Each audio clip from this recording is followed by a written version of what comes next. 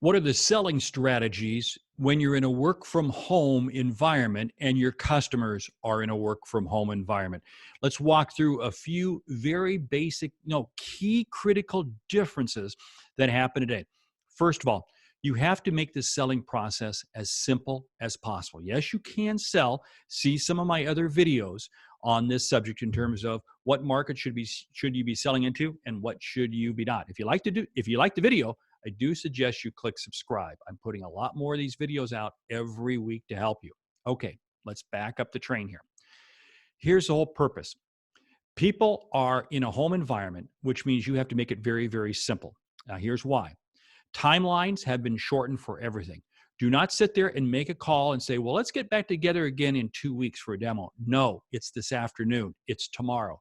Speed counts more than ever because you never know what's going to happen, from a job standpoint, from economy, everything else if you wait too long. So I got to make it very quick, which also means I got to make what I'm selling very, very simple. If I'm selling a capital expenditure item or something that's going to require 5, 6, 7 people to be involved, guess what? It's probably not going to happen. So what I'm going to do if I'm selling that is I'm simply going to sell to move the process forward. What do I mean by that? I'm just going to establish a relationship and next steps, knowing that it's not going to come to fruition until we come out of this COVID-19 situation that we find ourselves in right now, which we will. I'm very, very optimistic.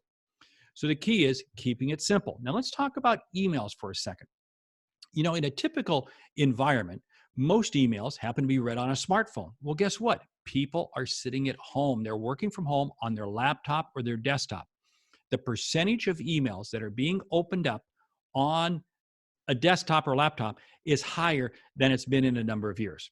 So what does this mean? This means that you can put a little more content in your email, but don't get carried away.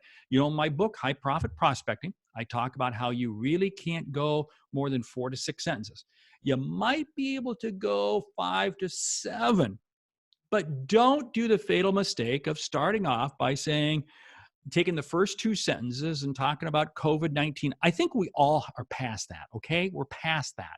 Yeah.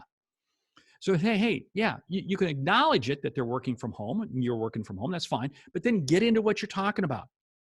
Don't sit there and belabor the situation. Now, this also means that your cadence is going to change. Your cadence changes. Here's the whole thing. Because schedules are changing rapidly, everything's moving quickly, you have to shorten your cadence. In other words, if your cadence had been where you're reaching out to them every week, you might reach out to them twice a week. Depending on the industry you're selling into, some are in a very much accelerated business and others are slowing down. So again, I've got to make those adjustments accordingly. If I'm in a capital expenditure, I'm going to most likely lengthen it because it's probably not going to happen until the end. Now, here's a couple of other key pieces. When you're setting meetings, be extremely flexible on the time because the person you're reaching is working from home. They may have children. They may have a lot of other things that they're dealing with. So in other words, if they say 7 a.m., it's 7 a.m. it is for the call. If it's 6 p.m., it's 6 p.m. You have to be extremely flexible. And don't think for a moment that the protocol rules of the office apply. If there's a kid crying in the background, deal with it. If there's a dog barking, so what? It's okay. But see what this does? This allows you to create a more personable relationship. Because as I've said in some of my other videos, you have to make sure that you listen to each person's backstory. What do I mean by this? Everybody has got a backstory as to what's transpired over the last couple of weeks. Listen to it. And oh, by the way, it's both personal and professional. You better listen to it. And you know what? You have a backstory too. You see, what I find very interesting is relationships matter more than ever. What does this mean? The core of selling today, the core premise of selling today is built around integrity, authenticity. You have to have those pieces in there.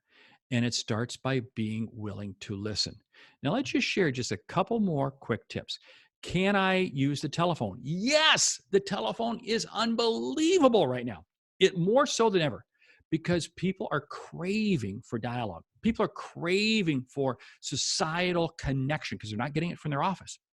So I'm finding salespeople having much better, deeper conversations than ever before. But go back to that backstory. It means you got to listen to their backstory. Be prepared. Voicemails, same thing. Same thing. You can make them a little bit longer, but not much. But again, it's about creating empathy and a personal relationship with people. Here's the whole thing. You may not be able to close your sale today.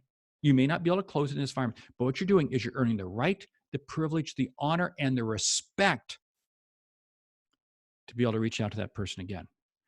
And it's very interesting, but think about this for a moment.